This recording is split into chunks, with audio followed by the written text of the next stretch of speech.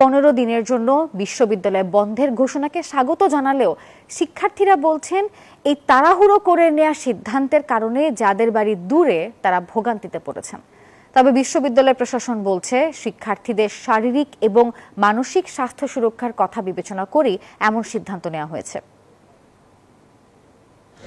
কয়েক ঘন্টার ব্যবধানে 4 দফা ভূমিকম্পের পর উদ্ভূত পরিস্থিতিতে হল ছাড়ছেন ঢাকা বিশ্ববিদ্যালয়ের শিক্ষার্থীরা। রোববার সকালে ঢাকা বিশ্ববিদ্যালয়ের ছাত্রী হলের সামনে দেখা গেল উদ্বিগ্ন শিক্ষার্থীরা হল ছাড়ছেন, বাড়ির পথ ধরছেন।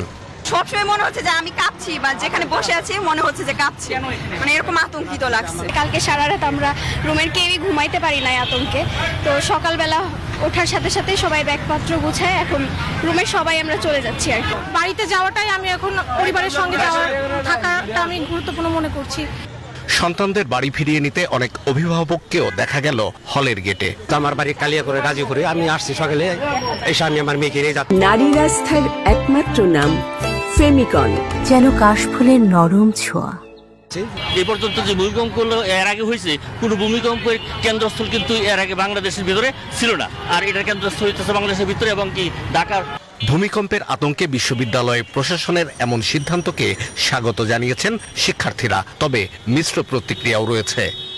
আমি তো মনে করেন টিউশন করাই, আবার কোচিংও পড়াই।